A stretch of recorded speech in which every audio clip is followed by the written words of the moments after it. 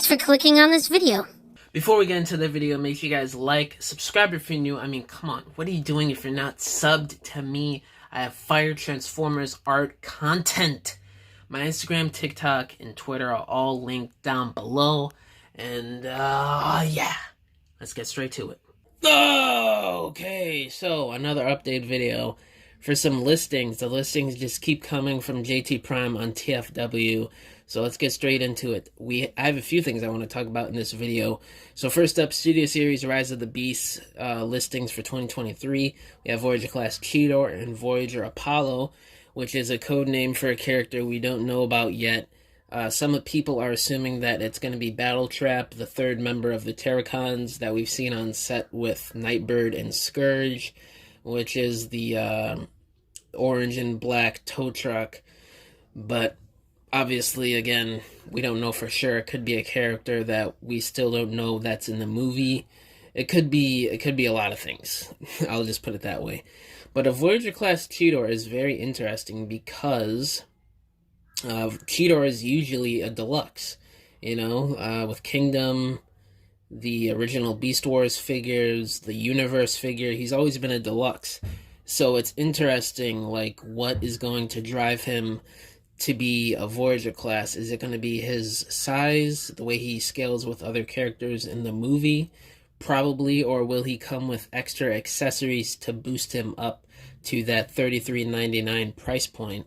So that's going to be very interesting to see how that figure turns out. And next, we are talking about, wow, this is so taboo, so out there. This is D-list for Movieverse stuff.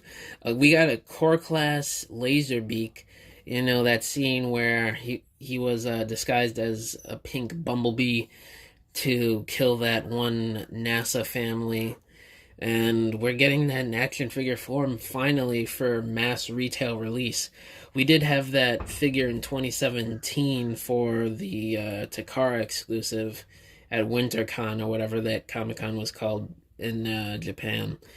But I will say, I don't know, for a core class figure, this does look a little weak. There's obviously been better core class figures in my opinion, but for the price, it's not too bad. I just wish that this flap behind his head, even the Studio Series Deluxe class version has this issue. There's this ugly flap hanging on the back of his head on both iterations of the figure. So I'm just tired of seeing Movieverse Bumblebee from Hasbro with a flap behind his head. But hey, whatever. Pink Bumblebee, Laserbeak disguise. Still cool to see nonetheless. We're finally getting it after, 11, close to 12 years now, actually. Jesus. No, 11 years. My math is bonkers. But vehicle mode looks cool. Robot mode looks iffy. And the gun, the way the gun is placed on the arm, he's totally not just holding a silver piece of metal. It just transforms on his arm. Yeah, sure. Let's create that illusion, shall we? But yeah, it looks alright. Me personally, I probably won't be getting it. It's funny how they photoshopped is that the Revenge of the Fallen Bumblebee CGI model? It looks like it. It looks like they just photoshopped the Revenge of the Fallen Bumblebee CG model in pink and gave him red eyes. That is strange. Why didn't they just use the Dark of the Moon version? Or maybe that is the Dark of the Moon version. I don't know. It looks more ROTF to me. But yeah, it's cool.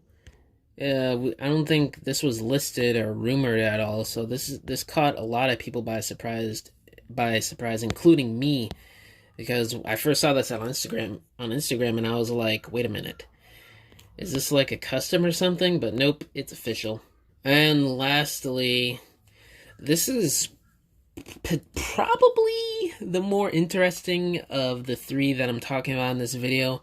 Generation Studio Series Deluxe War for Cybertron Bumblebee.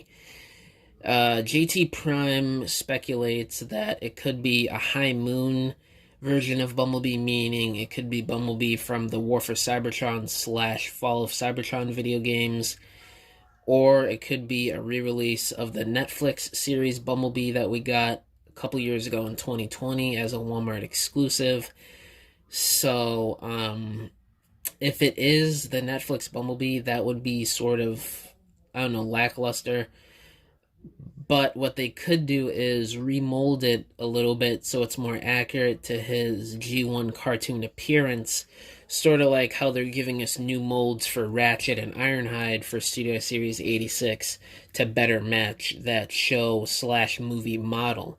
So that there could be three possible scenarios. The one that I just mentioned, which is the Netflix mold being remolded a bit to be more accurate to the show, or it could just be a straight re-release of the Netflix mold, or, which is probably the more exciting scenario for most people, is that it's the War for Cybertron slash Fall of Cybertron Bumblebee, all new mold, never seen before in the past, 10, 12 years.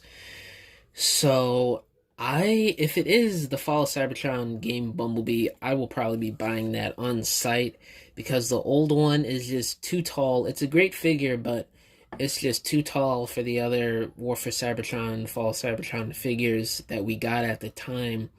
So to get one that's more in scale, 4.5, 5 inches tall instead of, what was it? How tall was the old one? 6.5 inches tall or something like that? Yeah, massive upgrade height wise. Let's just hope if it is that version of Bumblebee, the High Moon video game version, it'll be executed really well, along with better scaling with the older figures like Optimus and Megatron and such. So, yeah, let me know what you guys think down below. Which version of Bumblebee will this be? Let me know if you guys are picking up this Laserbeak repaint. And let me know what you guys think. Voyager, Apollo, what character will that be? It could even be a figure from Studio Series 86 or Bayverse, but if it was, I don't think it would be codenamed like this, so it's definitely for Rise of the Beast. But yeah, that's pretty much all I gotta say in this video. Bye!